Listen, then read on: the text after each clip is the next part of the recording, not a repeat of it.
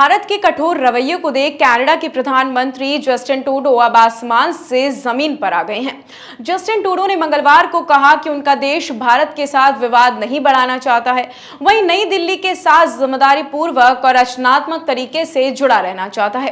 Trudeau ने कहा है कि हम कनाडा के परिवारों की मदद के लिए भारत में मौजूदगी चाहते हैं। इससे पहले भारत ने कनाडा के 41 राजनयिकों को देश छोड़ने को कहा है। कनाडा के भारत में 62 राजनयिक मौजूद हैं। भारत ने कहा है कि कनाडा के राजनयिकों की कुल संख्या 41 तक कम की जानी चाहिए। भारत ने स्पष्ट कहा है कि 10 अक्टूबर के बाद भी अगर ये राजनयिक भारत में रहते हैं तो इनकी राजनयिक छूट भी खत्म कर दी जाएगी।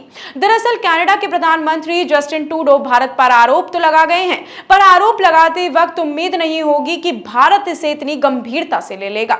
जस्टिन ट्रूडो ने बिना कोई सबूत के भारत की खुफिया एजेंसियों पर कनाडा में ऑपरेशन करने का आरोप लगाने से भारत गुस्से में है। कनाडा में मौजूद भारत के वीजा एप्लीकेशन सेंटर ने गुरुवार को कनाडा के लोगों के लिए वीजा सेवाएं सस्पेंड कर दी हैं। भारत ने कनाडा में रहने वाले भारतीय नागरिकों के लिए एडवाइजरी जारी कर दी है। यह भी सूचना है कि भारत कनाडा स्थित दूतावास में अपने कर्मचारी कम करने जा रहा है। इस पूरे विवाद के पीछे खालिस्तानी आतंकी हरदीप सिंह निज्जर की हत्या है। कनाडा के प्रधानमंत्री जस्टिन ट्रूडो का आरोप है कि हरदीप सिंह निज्जर की हत्या में कनाडा में तैनात रहे एक भारतीय राजनयिक का हाथ है। भारतीय विदेश मंत्रालय के प्रवक्ता अरिंदम बागची ने गुरुवार को प्रेस कॉन्फ्रेंस कर कहा है कि कनाडा में हमारे डिप्लोमेटिक यूनिट को धमकियां मिल रही हैं, वे अपना काम नहीं कर पा रही हैं, यही वजह है कि वीजा सस्पेंड कर दिया गया है। विदेश मंत्रालय के प्रवक्ता ने कहा है कि हमें काफी समय से पता है कि पाकिस्तान आतंकवाद का मददगार है और उन्हें पैसे भी देता है, वहीं कनाडा आतंकियों को रहने और उनके मंसूबों को अंजाम देने की जगह दे रहा है। हमने कनाडा को बता दिया है कि भारत की भगौड़े अपराधियों को कानूनी प्रक्रिया के तहत भारत लाया जाएगा और इंटरनेशनल लॉ के तहत यह मैंडेटरी है। दूसरी तरफ बुधवार को खालिस्तानी आतंकी गुरपंतवंत सिंह पन्नू ने कनाडा में रह रहे हिंदुओं को देश छोड़ने की धमकी दी थी। इस पर कनाडाई हिंदुओं ने जस्टिन ट्रूडो सरकार को चिट्ठी लिखी है। चिट्ठी में पन्नू के बयानों पर चिंता जताई गई है और उसे हेट क्राइम घोषित करने की अपील की गई है। कनाडाई हिंदू संगठन हिंदू फोरम कनाडा में minister of public safety demonic Lebanon को यह खत लिखा है।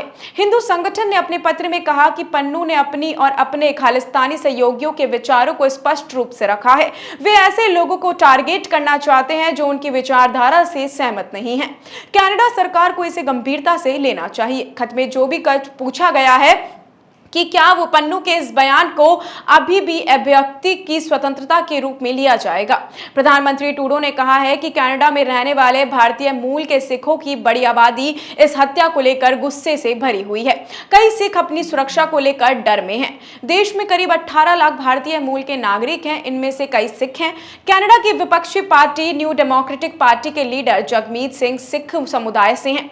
उधर भारत के विदेश मंत्रालय ने कहा है कि कनाडा के सभी आरोप बेतुके हैं। इसी तरह के आरोप कनाडाई प्रधानमंत्री ने हमारे प्रधानमंत्री मोदी के सामने भी रखे थे और उन्हें पूरी तरह से खारिज कर दिया गया था।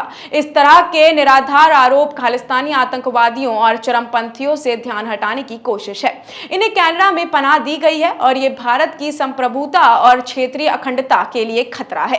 कनाडा के भारतवंशियों का कहना है कि ट्रूडो का आरोप हास्यास्पद है और एक साल के दौरान कनाडा में भारत विरोधी 15 घटनाएं हो चुकी हैं। इनमें 9 सभाएं खालिस्तान के समर्थन में, 2 जनमत संग्रह और 4 मंदिरों पर हमले शामिल हैं।